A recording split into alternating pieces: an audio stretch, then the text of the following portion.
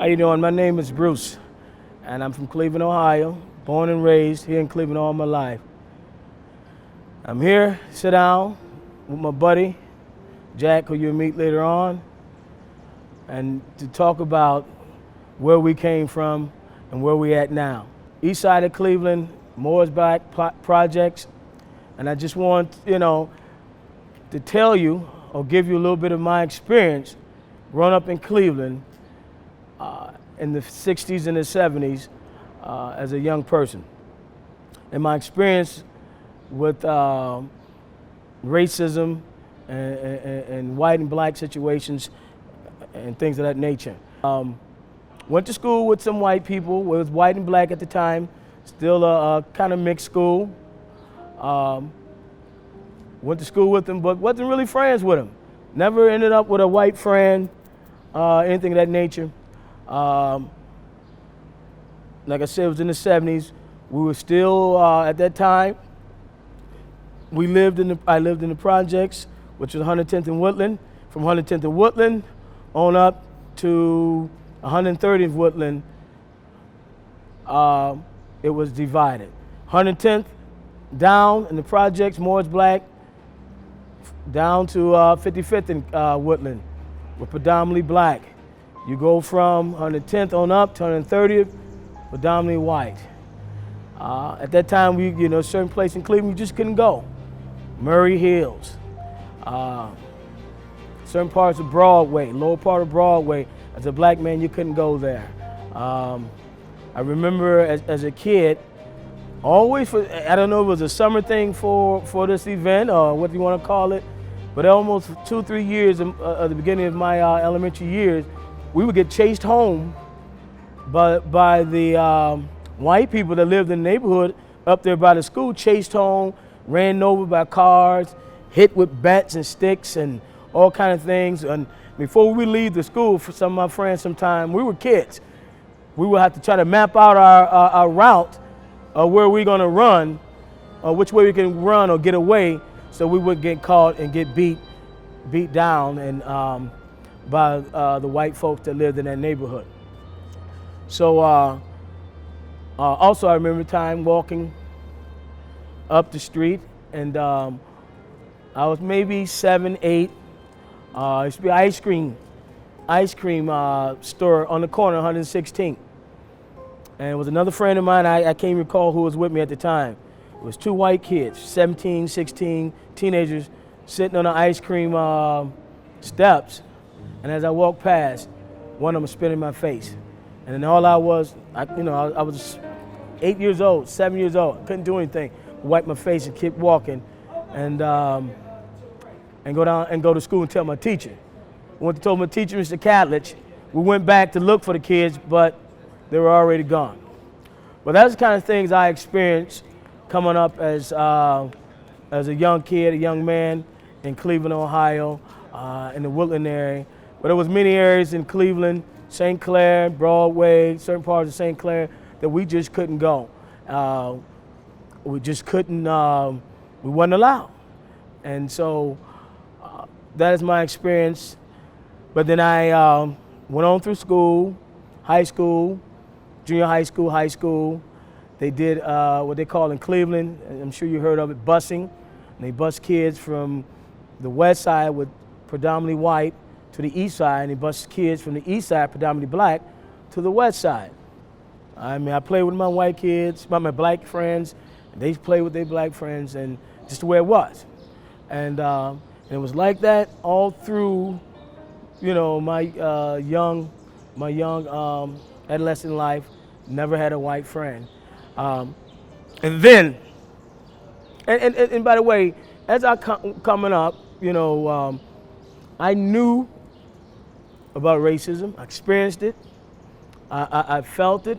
I got dealt it, the whole 9 yards. I knew about it, even though no one, my mom, my dad, sister, no one, my grandma, no one taught it to us. They never taught against, hatred or anything like that.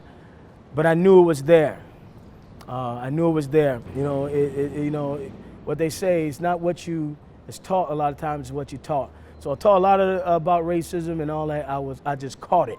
I just caught it from just living and going through life. Then I joined the United States Marine Corps, which I love to this day. I still love the Corps, Spirit of Corps. I'm gonna love it until I die. And I met some white guys, some white Marines. And in the Marine Corps, as we call them, you're not white, you're not black, you're dark green, and you're light green. And so when I got there and met some of these white guys that I had nothing in common with. Like I said, I never had white friends before. I went to school with them, but I never had a friend that was white. Someone we can talk to, kick it, and, you know, just hang out. Never had one until I joined the Marine Corps. And the Marine Corps, although it had its issues, it had its own issues when it comes to racism, but they did teach us how to work together as a team, how to become one. And one of the ways was that there was no color as far as black or white or whatever. It was light green or dark green. And that's what it was. So on that common ground, even people that you had nothing in common with, even white people that you had nothing in common with, or black people if you was white, you had nothing in common with, you can come together on that ground, that we were Marines. And you were just a light green Marine, and I was a white green Marine. And I met this guy named Myers Jackson, a light green Marine, totally different from me. From the country, from the South, from Florida. I'm a city boy from Cleveland, Ohio, from the projects up the way. You know, never seen country in my life, except on TV or whatever. But I met this guy. I'm gonna let him tell the story because he remember more about it than I do. But I met him, this was over 30 years ago. And we became friends and brothers, and we've been friends and brothers ever since. And you know, we're totally different. We can't be no more different than night and day. But we became brothers and we're still brothers. We found that common ground.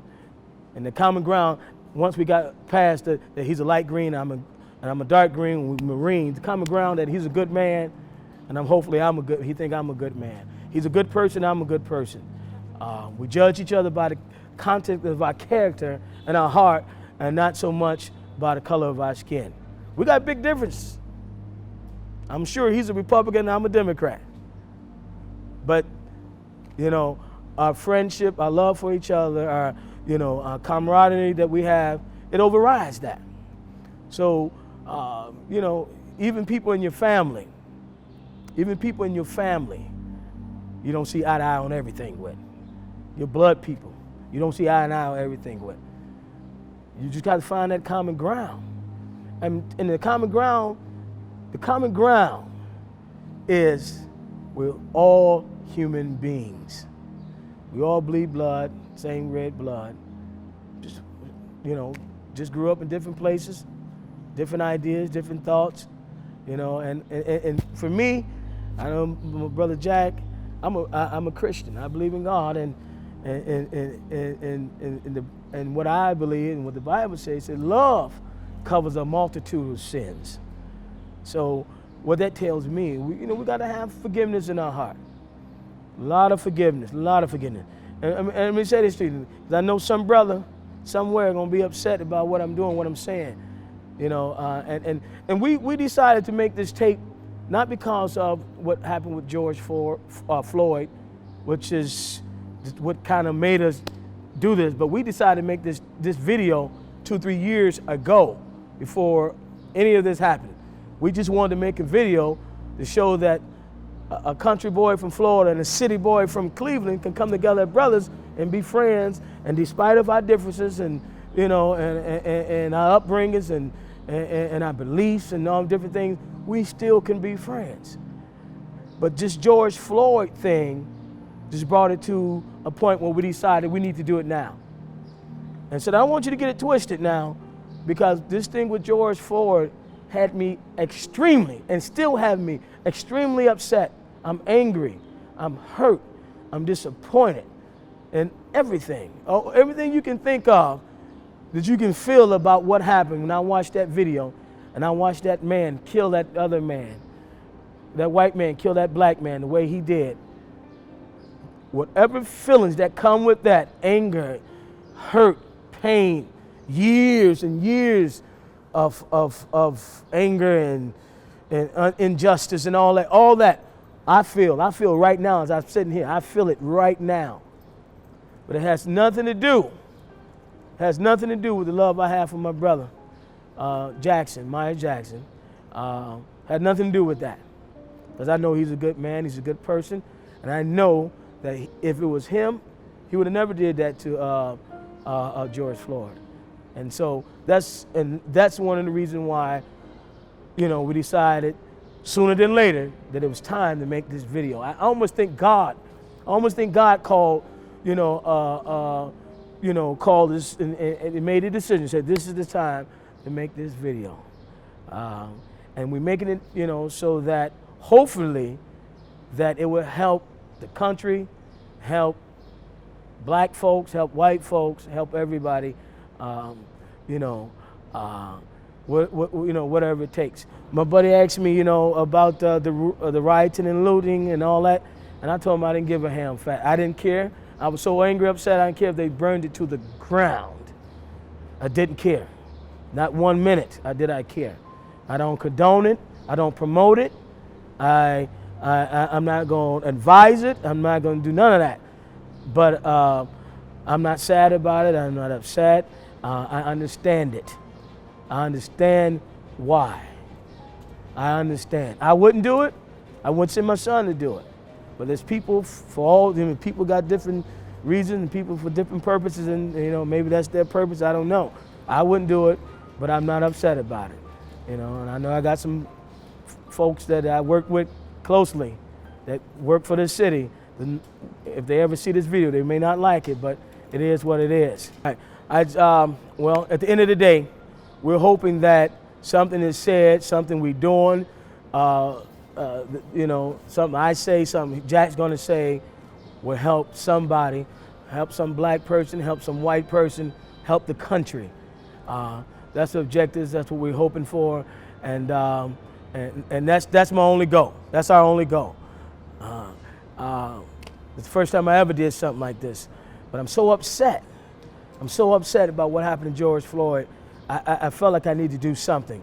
And so at the end of the day, I'd rather be positive than negative. And so if this video will help somebody, then maybe my living won't be in vain. All right, thank you. Good day, everybody. My name is Mayo Jackson, and today I am here downtown Cleveland, Ohio. You say, what in the world are you doing in Cleveland during this time of the year? Number one, because it's 76 degrees here and it is burning up hot down in Texas. But we've just had a recent incident. George Floyd was brutally murdered, and it has stirred the emotions of people across the planet. I got a good friend that lives right here in Cleveland. His name's Bruce Shields. And we come to meet, I believe, 33 years ago because we were both Marines. So Bruce and I started talking throughout the years, even after we left the Marine Corps. And we started talking a couple years ago because there were some other instances that was going on in the world. And we said, you know what? Let's cut a video. Let's tell the world our story. Why our story? Because you're not going to find two different people in the world. He come from, and this is his words, he calls me Jack. Ain't ever called me by my right name since we've been in the Marine Corps. He calls me Jack. He says, Jack, I grew up in the ghetto. Well, for those of you who don't know me or where I come from the redneck Riviera right there in North Florida. You couldn't get any more country from where I grew up. So automatically there was a cultural difference in and amongst our lives when Bruce and I first met. So we want you to listen to this entire video. We want you to hear our story because we feel we have an opportunity to change some hearts. Because even though that you have differences, no matter it be political, no matter it be ethnic, no matter where it be custom, no matter it's what you do on your job, where you go to church, you can still come out and you can be friends. Bruce and I have been friends. And I'm going to tell you what, we haven't always got along about everything, and we're going to talk in a little while about when we first met and our tour in the United States Marine Corps. But here we are now. I'd just like to take a little bit of opportunity to reflect, and I know Bruce testified about where he grew up at, and I would like for you to look inside my childhood. So, a long time ago, some of my first remembrances of how people started to act and react, and when I can first tell the difference, was in my neighborhood. My neighborhood was predominantly white. And I remember that there were black people that lived in our county, but they all lived in a certain neighborhood that they call the quarters. No one in that community lived outside anywhere else in the county. Now, once again, you're 5, 6, 7, 8 years old. When you get a little bit older, you begin to recognize these differences. And I began to recognize those differences. We had a predominantly white school class. I can remember there was 3 individuals that when I graduated that were black. The rest were white. And as Bruce has testified to, I had mostly white friends, and I knew George and Mr. Reed and Vance. I know those guys, but did we hang out? Did we really have a friendship? And the honest answer is no, we didn't. However, as a young individual, I really didn't know about the outside world. We know what we're taught. We know how we see things. And if you're taught a certain way for a certain length of time, you don't know anything else. You should know something else. But I want to tell you, the good Lord put a moral compass on every one of us. And we all know the difference between right and wrong. And as I began to grow, I began to see other parts of the world. I began to see what goes on outside of my community. And I'm going to tell you, there's a couple things I remember very, very vividly. Now, I want to make a statement. All my life I've heard racial slurs. All my life I've been in occurrences where something was said that offended someone. But I remember something very distinctly. And it was the day that Martin Luther King Day was named as a national holiday. And I heard a gentleman say, they ought to cut his head off.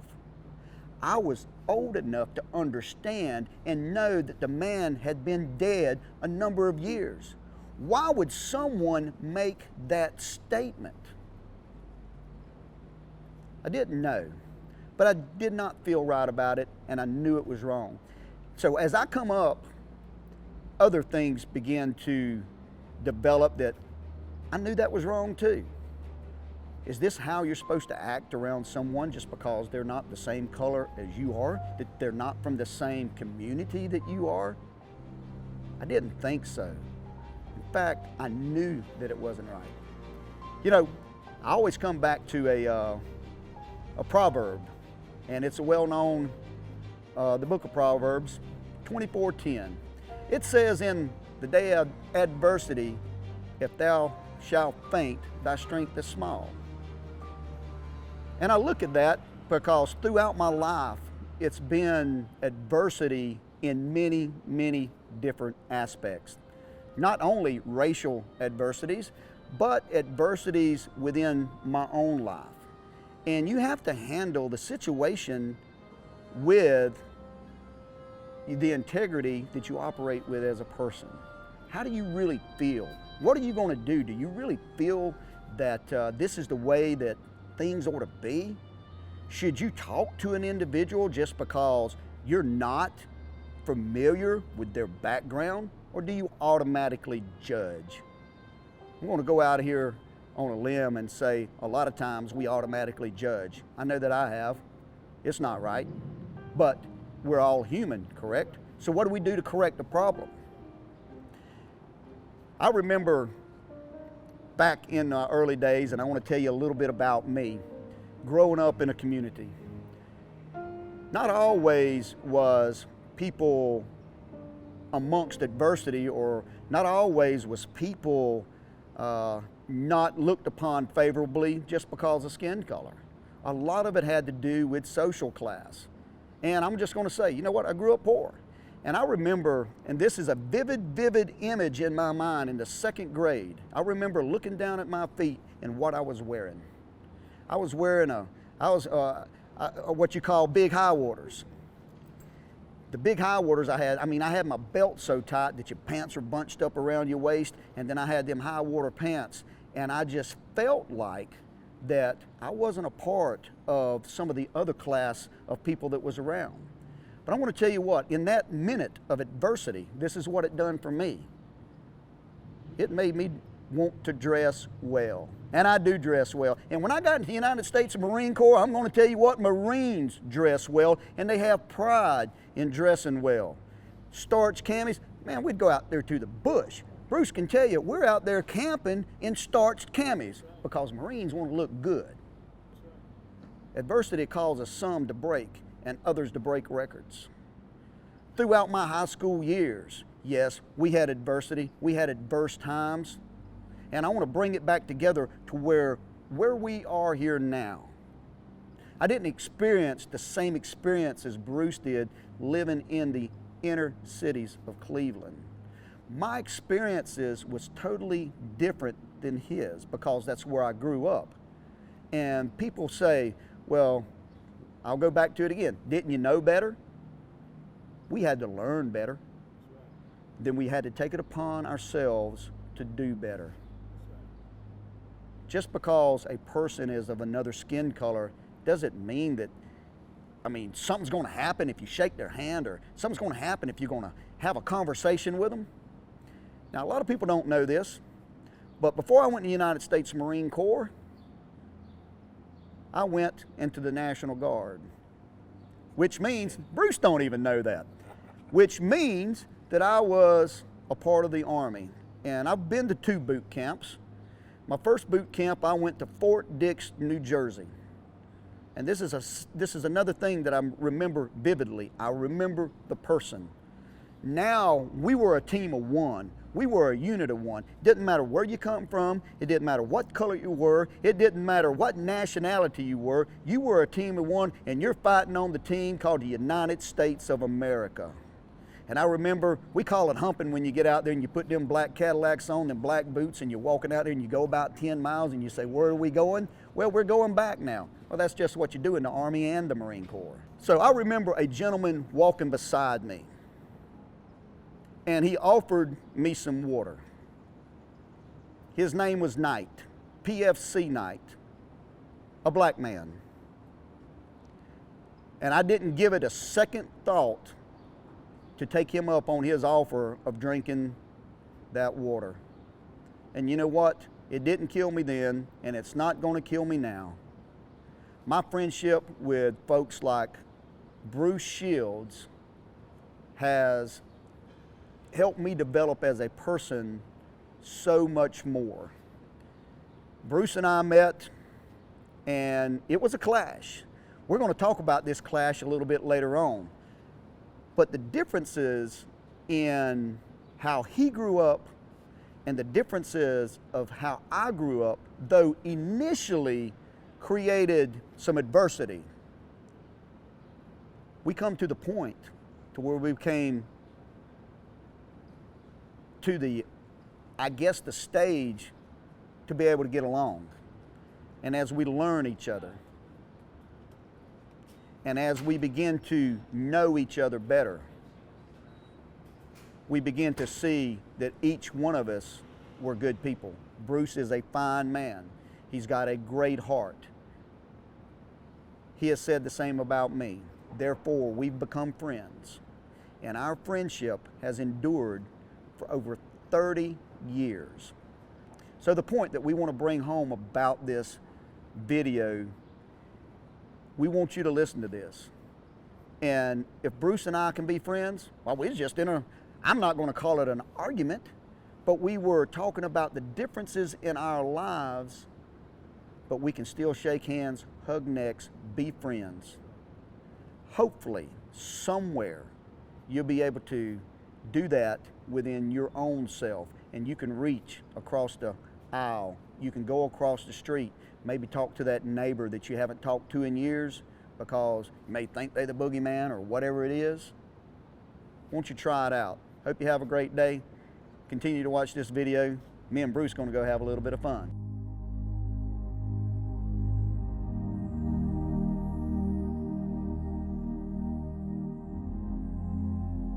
This is where I grew up. This is called the projects, brother. This is called Moore's Black. Let me show you. Moore's Black. Miss Jones lived here. She passed away about a month or two ago. She's 94 years old, lived here 50 years, man. Before that, we called her Mom. She used to give us peaches. So how long did you live here? I lived here, my mother lived, I moved here in 1970, 10713 Apartment E. It's where I lived at, right here. Jack, that was my bedroom. All this stuff here? No, this wasn't here. This wasn't here. They had, when I was here, it was just empty like this. We used to play kickball. But this is my house right here. This 10713 Apartment E. And it was a basketball hoop there. Eventually, it wasn't, when I first here in the 70s, wasn't none here. Benches and different things.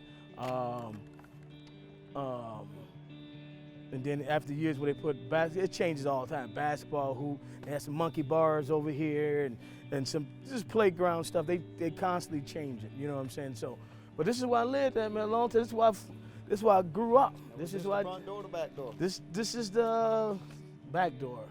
Front door is on the other side. And we was poor, but you didn't recognize no difference. Cause like you came up, you didn't have much, but you live your life. 6, 7 years old, you don't know anything. Yeah, you don't know anything. So you got your dog and right, whatever. You out in the backyard playing. Yeah, and so we, didn't go hungry, didn't go none of that. Wasn't that type of hard time for me. You know what I'm saying? But you had a fun time. Had a fun time. You had a fun time growing Yeah, up. but because that was the environment. That's the fact. But we had no.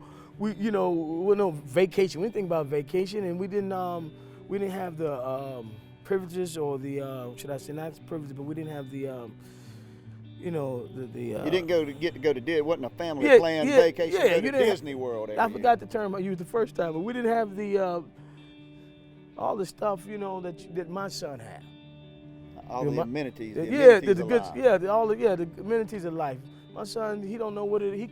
He couldn't tell you what it is to live like this. Well, back where I grew up, I mean, our vacation, we got to go hunting during the hunting season, 2 months out of the year. We'd go on the weekends and we'd still go to school, but that was our vacation.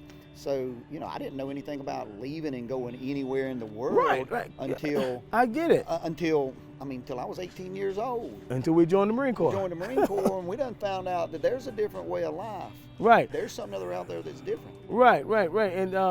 And that's what I'm saying. That's what I think. That's another thing that causes us to bond common ground is that, it wasn't no cakewalk for you. You didn't come up with a silver spoon. You know what I'm saying? Had plenty to eat and had good folks around us. So did I. Had a grandmother. There wasn't a lot of extras. Exactly. You know what I'm saying? And so, but like I said, that's what you do. You find what's common between the two of people. It don't make a difference where you're from, with your background. There's something you can find in common that you can build from. You know where all that comes from? What's that? It comes from having a good heart. That's it. And you got it, baby. That's what it's all about. Good day, everybody. It's Myers Jackson, and today I am downtown Cleveland, Ohio, one of my best friends in the world. We only met about 33 years ago in a place called Yorktown, Virginia. We was both in the United States Marines. I want to tell you what, it's been a long time, Bruce, but we've made friends over the years. Yes, sir. We remain friends, and he's like a brother to me. And so he came down to Cleveland from Texas, all the way from Texas. Come up from Texas. That's where I'm living now. Come up from Texas. And by the way of what, Jacksonville, Florida? By the way of Jacksonville, Florida. Yeah, I mean, that's where I grew up at, over there in Jacksonville. Well, North Florida, which is not too far out of Jacksonville. Okay. But, we had a good time yesterday. We did. Took me to your old home place. Yes, sir. Show you where I grew up and lived. That's right. One day I'm going to return the favor and I'm going to bring you around. I want to show you some things that I know you've never seen before. Right. I'm coming, man. I can't wait. I'm retired now, so whenever you say we good. So, Bruce, this is what we're going to do. This is the purpose. I think we need to tell everybody why we're here today. Right. And we're going to get into this in depth in just a minute. But when Bruce and I met, you've heard the saying, you're from different sides of the track, you're from the opposite sides of the fence. Let me tell you what, Bruce grew up in a different world than where I grew up. Where'd you grow up at, Bruce? I grew up the street, Cleveland, Ohio, born and raised. Anybody from Cleveland see this video, you know about Moore's Black, the projects. That's where I grew up at. Loved every minute of it. Have no complaints. But that's where I started. On woodland. For me, I grew up in the country, and back in the woods. It was we had farmland, but when you're talking about in the country, I mean even we have gophers down there, and they're not like the gophers like out in the west, but we have gopher tortoises. We always called them gophers. They didn't. It was so far back in the country they didn't even know they was in the country. Let me tell you what, it was rural, very rural. What Bruce and I want to do here is we want to press a point that even though you grew up in two different neighborhoods, in two different locations, Cleveland is just about as far north as you can get in the United States. Now, I'm in the South. I'm in the deep South. So when Bruce and I met for the first time, it was on. And we're going to get in depth in that in just a second, but I'm going to let him tell it because I don't remember. I don't remember our first encounter, but he remembers every detail. I remember so let him just like it was yesterday. The point that we want to make is even though that you have differences, is that right, Bruce? That's right. We couldn't be no more different than a dog and a cat. Politics, you name it. There's a lot of things that Bruce and I have talked about over the years that causes friction, it causes adversity, it causes arguments. But Bruce and I have been able to manage all of that for 32 years in about 7 months, because Bruce, I'm going to tell you what, them first 3 months, it was an adjustment period. Right. Yeah, you're right. And what I remember, I remember us just being friends. I remember, in the Marine Corps, when you first sometimes you get to the unit, there's not a bully. What do you call it? Well, it was an initiation. We had to do the program, initiation, right? Kind of thing. And my buddy, I was there before him. He was getting initiated into the unit, so to speak. But I felt like they went too far. They was going too far. And I said, hey, listen, y'all got to back up. Leave my guy alone. He's a good guy. Back up. And so that's where I remember. But he remembered more than that, our initial encounter, and I'm going to let him tell you about that. Well, I'm going to go ahead and get into that because I remember this, and this was, I think the instance you're talking about come just a little bit later, because what happened is we formed a huge respect for each other. Right. And so we walked into, we had the barracks, and there was a little radio station where the command station was, we would call it, and right behind the corner was where we slept while we was on call. Oh, right. And Bruce walks in and I walk in and we see each other, and for the basics of it, you understand, we sized each other up pretty fast. Right. So we both buttoned up a little bit. Once again, the country done come out in me, the street done come out in Bruce, and we locked up. Now, we wasn't duking it out with our fists, but we was wrestling. Right. We was wrestling, and I don't know. I mean, I think he was a lot smaller back then, but I was about as big as a number 2 pencil myself. Right. And all I remember is Bruce. We hit the floor, and Bruce had me down. He had me in a lock. I mean, he had me in that Cleveland headlock. I don't know where he learned that thing from, but all I could do was move my arm. Right. I could move my arm, And this is a little trick I learned growing up because I had to use it because, you know, I was jumped on a lot. You know, they tested me. So I took my, what you call that index finger, and I run it right there in your jaw. And I knew just how to do it. And I pulled back, and you shot off of me like a rocket, hollering and screaming. But you come right back down on top of me, and you stuck your thumb in my mouth, was going to do the same thing to me. And I bit you pretty good. I peeled off about 3 inches of skin, I think, and you jumped off of me, and we stood there, I don't know, for 30 seconds, looking at each other, checking each other out. And I believe that's where it kind of began, because for the next, I don't know, 2 or 3 months, you and I had to do our duty. We were Marines in the United States Marine Corps. We had a post brief. We went out and we done our jobs every day. And I can also remember, and we're going to get off of this subject and move on. But I remember one day driving along, and I'm driving. Bruce, you know, heck, he didn't know how to drive, but I did. We talk about me teaching him to drive in a little bit. Right. But I'm driving along, and we were talking about race. We were doing that. Right. And you were saying things, and I was saying things, and all of a sudden, I didn't say the right thing, and Bruce come out of his seat and just jumped on me while I'm driving down the road, and we was wrestling in the truck. And I believe that is the day where we looked at each other with a common bond, and you said, you know what? This is not worth fighting about because we disagree. Right. What do you think about that? You know what? Again, like I said, you see this look on my face. I quite don't remember all that, but if he said it, that's how it went down. But what I realized, you know, would help me, we had to work together, first of all. Second of all, the common ground for us that we were Marines. That was our first common ground. We were Marines. And then he was a light green Marine, I was a dark green Marine. And because of that, we had a mission. And as in the Marine Corps, they teach you, you know, you got a mission, you accomplish that mission.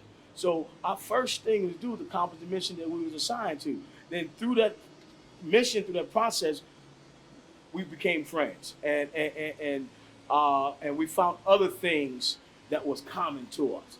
A lot of stuff we didn't agree with, but we found things that that was common to us that we could agree on, and we went from there. And I want to say this to the people out there, because I know this deal here may piss off a lot of people, or upset a lot of people. But this is no mean of me saying, and I'm not knocking Rodney King, can we all get along? It's no mean we're not trying to exploit this, what happened to George Floyd, which was a horrible thing. We decided to do this 2 or 3 years ago. This ain't the first time we talked about it. No, this ain't the first time. We decided to do this years ago, and I mean, I got witness. If you look at my buddy Bill Bachman, he'll tell you. We talked to Bill yesterday. We talked he to said Bill it. yesterday. Yeah, you know, he knows that this was scheduled years ago. So, but this, you know, seemed like a very opportune time to do it, because we are so different, but we're brothers. We get along with all our differences, because I know he's a good guy, and hopefully you think I'm a good guy. You're a good guy, Bruce. I believe it. And that's what calls us to be friends. We can look past all that stuff. We have our differences. We agree to disagree, but I know he's a good guy, and I know he's one of them white guys that he was there when that was going on with George Floyd. George would have died. He would have pulled one of them guys off him. He would have pulled that guy off of him. And so I know that. And so because of that, we are friends. And the point is, to me doing this is to try to bring peace and harmony, and let folks know that you can get along with folks, no matter what color, creed, religion, and all that. And as you may see on my other part of the video, my early part of the video, I am upset, highly upset of what happened with George Floyd. I mean, I can't even explain how hurt and how upset and disturbed and everything. Not with just George Floyd, but years, and you know, the Aubrey kid and or whoever else. And you can name them, and you know the deal. I'm upset. I'm upset. I'm at almost at a breaking point. But I'm not going to charge him for it. I'm not going to charge him for it. He's a good guy. He's a good man. He's a good person. And I mean, that's where we at with this. And, I just, we've been friends for 30-something years. And if we can do it, the world can do it. The country can do it. And that's what I'm thinking, Jack. And I absolutely believe that. Yesterday we talked about, how we grew up and challenges and adversity that we faced and what we see when we're young and some of the things that we hear. Those things that we hear, they're not always true. That's right. Now sometimes you have to take stock in what people teach you, because we talked about that moral compass, what's right and what's wrong. You begin to understand what's wrong and you start to make up in your own mind which way that you want to go. Bruce, he is a good man. I've watched him through the years. I've watched him through his family. I've watched him with his 17-year-old son right now. He wants his son to go out and prosper. That's right. Just like anyone else that's listening to this right now, they looking after their own family. What Bruce and I have come to understand about each other is that, you know what? We can talk about whatever we want to talk about, and it's okay, because we're gonna go eat chicken wings in a minute now. That's right.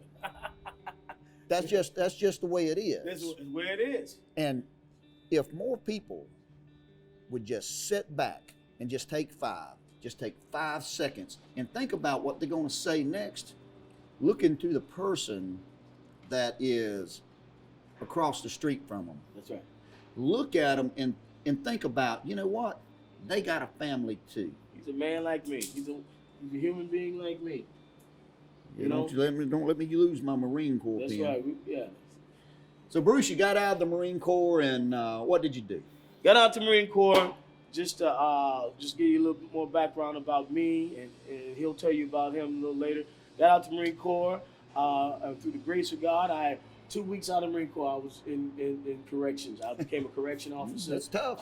Yeah. Stayed in that field for many, many years. Went from adult corrections to juvenile corrections to I end up Cleveland Police, where I retired from the Cleveland Police Department last year, and enjoyed every bit of it. That's a long time. Yeah, 30 years. Over 30 years, I was in law enforcement one way or another, and I enjoyed every bit of it. And I have no complaints on my tour of duty,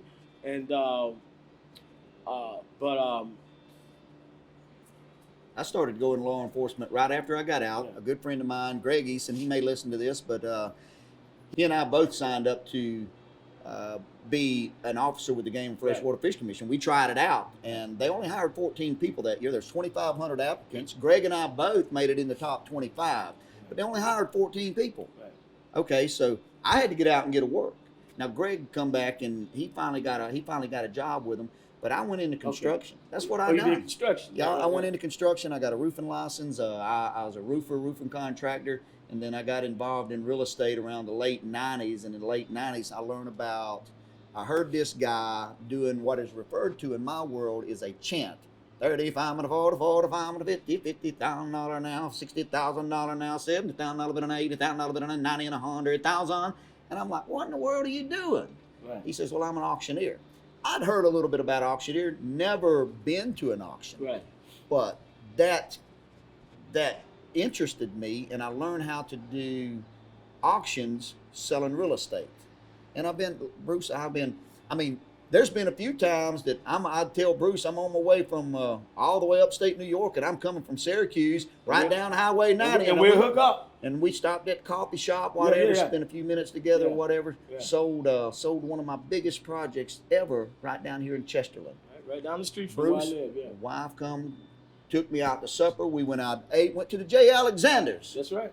Had a good time. Yeah. We've always maintained social media has been super, because he check in on me. I check in on his church services every now and again. We just check up and keep up with each other. That's right.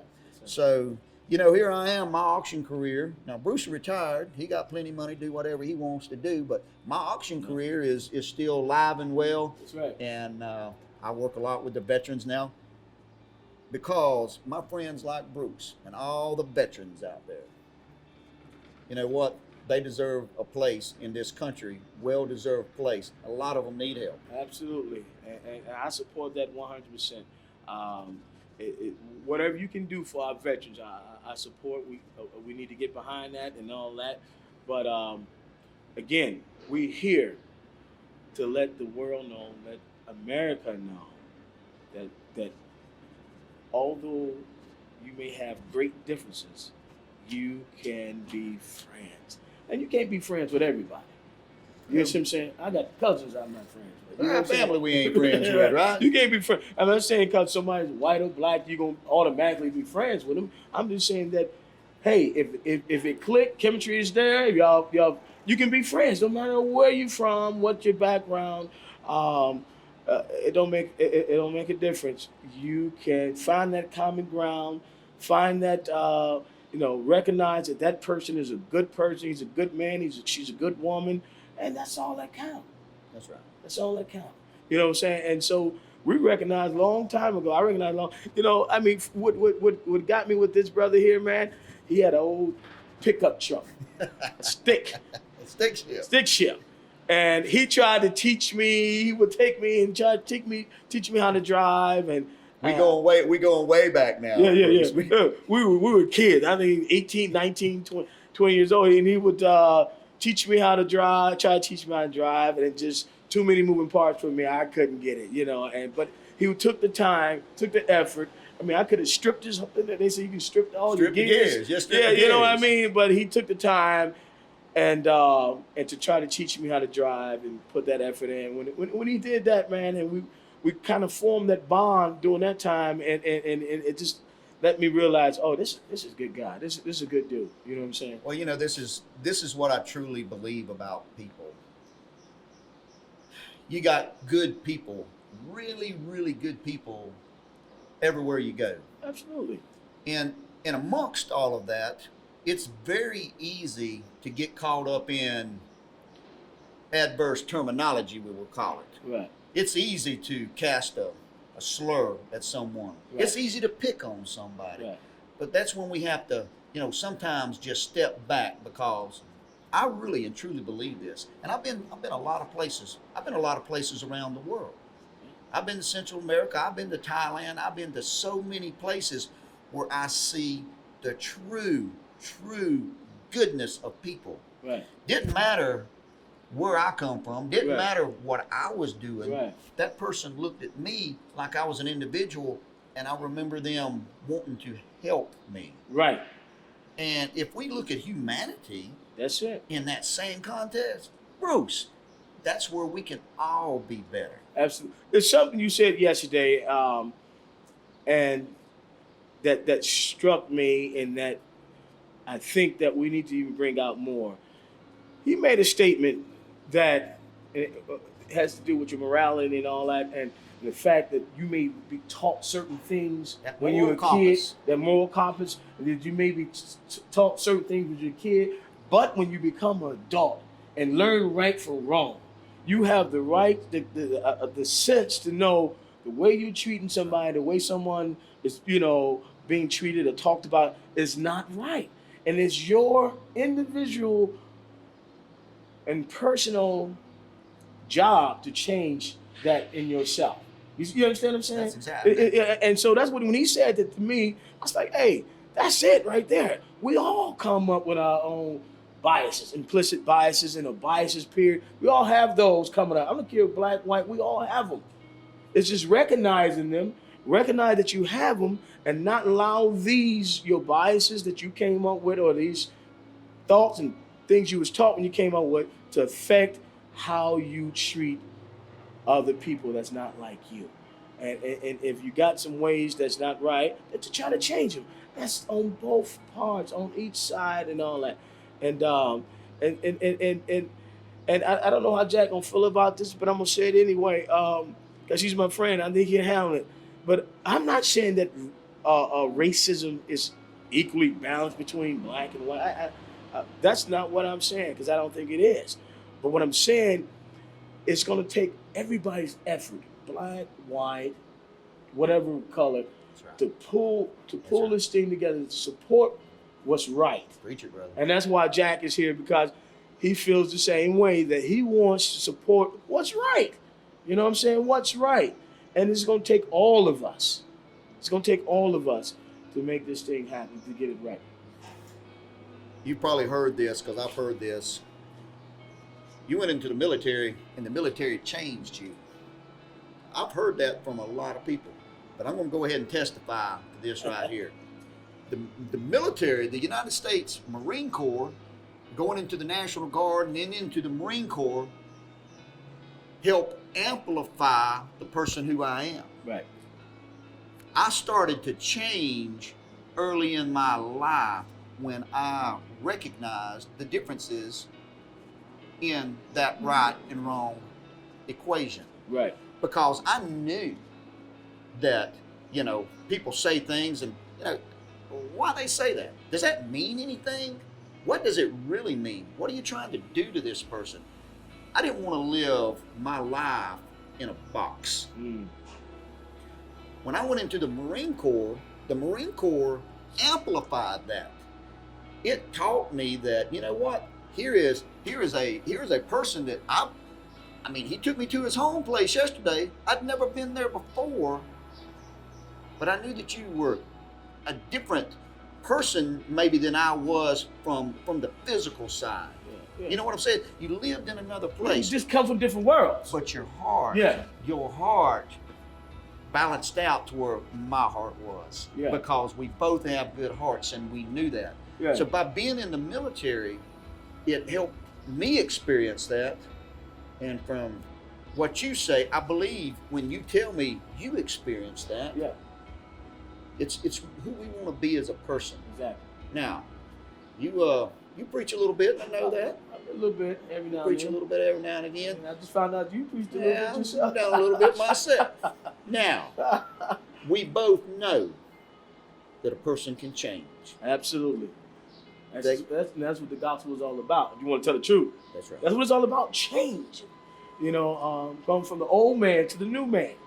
You see what I'm saying? And I think that in a lot of ways, because we talked about yesterday, you came up in the rural country, I came up in the city, in the projects. I had new white folks, but I have no friends who's white.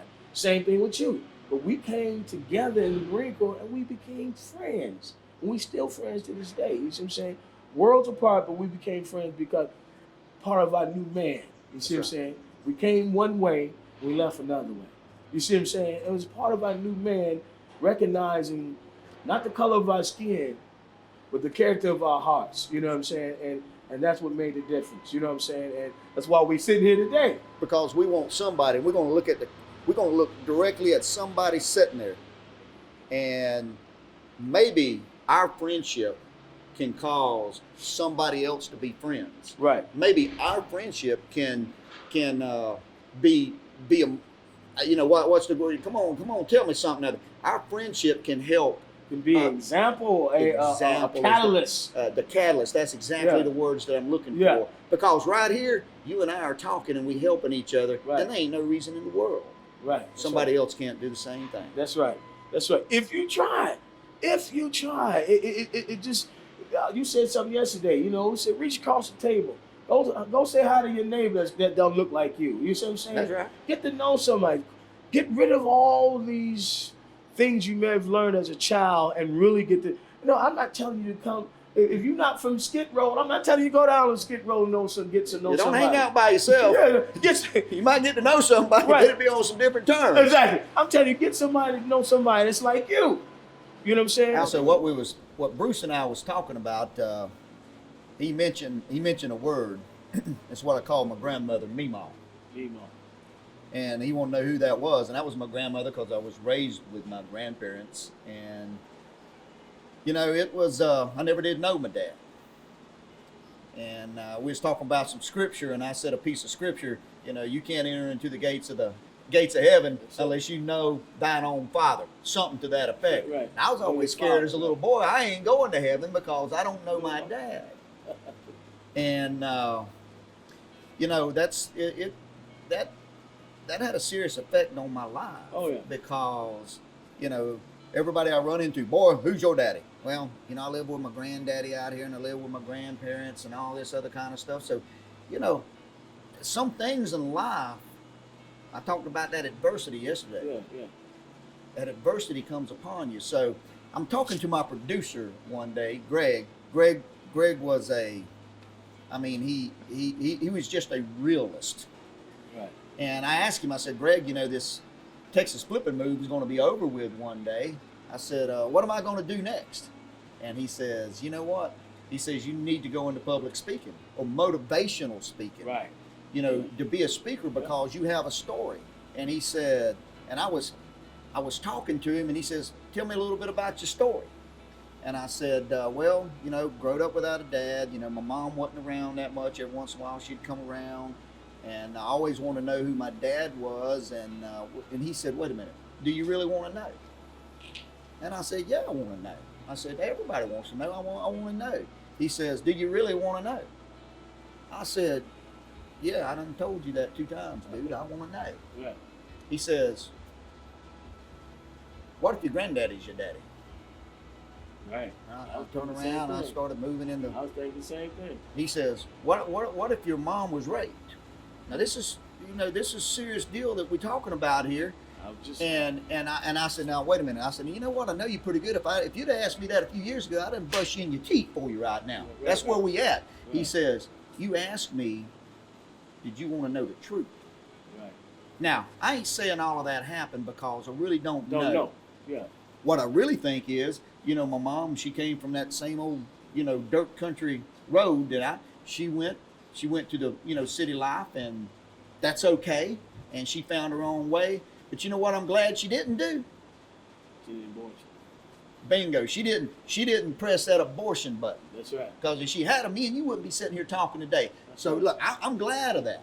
Right. But he told me, you got to get real in life. Yeah. You want to know the truth? You better be ready to You accept the truth. That's Absolutely. exactly right. Yeah. So now, you know, I have a different perspective on life. Not only about my personal adversity, because there's many more. And you was talking about that book yesterday. When I write that book, boy, there's going to be some doozies in there. There's going to be some doozies. We're going to talk about Yorktown. We're going to talk about some other stuff, but we're going to talk about adversity and how you overcome that adversity. And that's what a lot of this is about. How do you overcome adversities? And a lot of folks may get pissed off when I say this. I still think it's probably the greatest country in the world. With all our adversities, I still believe that. I still feel that way. Can it be a whole lot better? Absolutely. Absolutely. Without a shadow of a doubt. I'll be the first one to say that. Okay? But it's going to take people like myself, like Jack, particularly like Jack, because he's a white guy, and I say that. And we honest with each other. We talk like this all the time, and we got some differences that we probably won't come together on, but that's fine, because I still know he's a good guy. But we want to keep this real, and this guy here, it's going to take more guys like him to overcome the adversities that this country have right now. It's going to take all of us. But see, that's the key word. It's going to take all of us. It's going to take each one of us. Yes. It's going to take a good man like you looking into a good man like me, you know what? We can't always look into each other's heart, but we can feel that heartbeat. Yeah. And it's going to take both of us, no matter what color, what persuasion, where you come from. You grew up in the street. You grew up on the dirt road. Right. That don't matter. That's it. Because you got to come together as. You know what I hear all the time, and this aggravates me more than anything. You hear the news, and the news says, "Well, we need to start a national conversation about race in this country." Yeah. Well, let me tell you what. You need to get to talking. Right. You got. Get down and get to talking. I agree with that. Fry up some chicken. Yeah. I don't care what you do. Cook up the barbecue. Break out the beer if you drink a beer, whatever. Sit down and go to talking, but do not let it get to the point where you come to fisticuffs or whatever it is. No. That's not gonna solve anything. Do like what me and Bruce does. We sit down and we talk about it. He asked me a question, I asked him a question. We answered honestly. Yeah. Sometimes it's jokingly. And we got to agree to disagree. We have to. There's some things, because of your upbringing, because of there's some things that it's going to be hard to cast off or get rid of. But the issue here, just as long as that biases or whatever are not hurting people, not hurting the next person, not hurting the next man, the next woman, not causing some type of obstacle or obstruction or pain in somebody's life. You know what I'm saying? If it's not doing that, we can live with it. Well, sometimes we have to take that 5 or 10 seconds and think about it. You know, probably when you met me and I met you, I know I could. You know, the saying is, you cuss like a sailor. Well, you know what? There ain't nobody that cusses like Marines. Oh yeah, we cuss bad. I mean, let me tell you what, it was terrible. Oh, I had a bad mouth. You know, I quit cussing. I did. I quit cussing in 1989 in Okinawa, Japan, and I'm walking down through the barracks. I think I was talking to myself cussing, and over whatever it was, and I stopped and I thought to myself, I said, this sounds stupid. So you know what I done? I quit. Now, for the next 2 to 3 weeks, I cussed and I thought about it. Right. And then for the rest of my life. Come on. Now he preaching. The rest of my life, I thought about it and didn't cuss. Right. Now, I'm not sitting here. I'm not fixing to get put up on the saints list or anything like that. Right. I still use a little bit of language, not bad. Right. But I still think about it to this day. And if we can get to the point to where, you know, I see a black man walking down the street or Chinese or something, right, I think to myself, that's a human being just like me. Come on, they man. may be going. Now you preaching. They may be going through some tough times in their life today. And you know what they need? They need a friend more than they need some kind of slur coming out your mouth. Right. And that's the key. That's the key. You know what I'm saying? Like he said earlier, or we said earlier, you be brought up and taught different things, but when you know right from wrong, when you got that moral compass in you, and instead of allowing that slur or that bad thought to come out of your mouth about a white guy, a Mexican, a Chinese, a black guy, you stop and think and say, that guy's a human being like me. I don't know what his struggle was. You know, I didn't know Jack's struggle was until he told me, come up without a father, come up on the dirt road. You know what I'm saying? Look at him, look how good he look now. You never would think that. But so you never know what people go through. So if you would just stop and think on who that person may be as a person, his character, and not the color of their skin, we can go much further. We can fix this thing. And so, you know, that's where we at, you know, and that's why me and Jack is doing this video. Listen, again, I want to make it clear, and I'm not mocking, because what happened to Rodney King was a horrible thing. When I seen that, my heart just broke. I George, broke. I mean, that's and George. But what I'm saying is that, and I'm not saying that, you know, can we all get along type of thing. No, we have a bad problem here, and it needs to be fixed, and it has to start somewhere, and it's going to start through dialogue, such as this, friendship such as this. You know what I'm saying? People, two different sides of the track, will come together because not the color of our skin, but the character of our hearts, and that's the key. And you know, and I don't, you know, I've never been on this is a video. I know it ain't TV, but I've never did anything like this in my life. This is the professional here. This is the man. But I'm so sincere about it. I'm so, my heart is really for this. You know what I'm saying? And so, you know, I'll do what it takes. Well, you know what? You've invited me to your city. You've invited me to your home where you grew up. I've met a bunch of your friends, a lot of folks that you work with. My police friends. Yeah, they listen. Yeah. And I'm learning more and more. But I've always got a question. I'm going to ask you something out of this. I've always wanted to know, when you voted for President Trump, how did you feel? Now, that's a joke. I've never voted for Trump and never will. And Diego, you better not cut that part out, because I'm coming and looking for you. I'm telling you right now. I've never voted for him, and never will. You understand? And so my buddy now, he may vote for him. That's a different story. We talked about that. But when he gave me his reasoning, and he didn't have to, why he initially, voted for Trump, it made sense to me. It made sense. And as much as I don't like him, I'm gonna tell you now, I do not like anything about him, about the man. But being a Marine, and he is our commander in chief. I respect that his position, and sometimes, much as I don't like that guy, sometimes, especially during this pandemic, I would see kind of flack he was getting. I'd be like, they need to ease up on him. He is the commander in chief. You know what I'm saying? And I know I'm gonna get a lot of flack from that, but that's the Marine in me, part of my training. But I wouldn't vote for him to save my life. You know what I'm saying? So let's get that straight. Well, but and the purpose for that question was like, we've talked over the years, and we can assume plain assumptions that we have different political thoughts. Without a doubt. But without a doubt, you and I have talked about it, and we still sitting here today. And we're gonna friends. still sit. And you know what? It doesn't matter. Doesn't matter. At the end of the day, the United States of America, you fly that red, white, and blue, it flies for all of us. For the rights that we have, and we should be able to express those rights in the street. We should be able to express those rights with whatever that Bill of Rights gives us, and that's how we live our lives. Absolutely. It helps govern our lives. Yeah. Again, I've said it earlier. With all the problems we have, I still believe the United States is the greatest country in the world.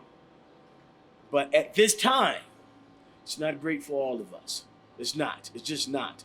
And I understand my buddy, and he's and we used to, when we was in Yorktown, and we used to raise that flag, and the music was playing. I got lumps for years after. I got lumps in my throat. You know what I'm saying? I had to fight back the tears. You understand what I'm saying? That's right. And so, That's right. But it's not great for all of us right now. And so me and him come together that we can make it great for everybody. That everybody can be got the same equal playing ground. And the problem is that some people believe that the playing ground is equal, and it's not. It's just not. And I don't mean to get at nobody, but it's just not. It's not equal. But we're here to try to make that happen. Because I still think this is the greatest country in the world. I mean, I'm sorry, and it's going to upset. And I've been across the world too. I've been to Italy, France, Tunisia, Africa. I've been to Puerto Rico, Spain. I've been across the world. I've been in a few places. You know what I'm saying? And a few other places I can't remember. And so far, I haven't found a better place. We just got to make it better. That's what I think. Keep on working on it. We just got to make it better. Work in progress. Work in progress. And I think, unfortunately, George Floyd had to lose his life. But I think, through this tragedy, that the country is going to get better. It's going to go to that next level of getting better. I just think that. It's like your friend said this morning, that there's a lot of people coming out that may not have come out, that may have been scared to voice their opinions. Right. For whatever reason. We don't want to get into the reasons, but sometimes we're set back. We're going to see what else happens, or we're going to see what somebody else does.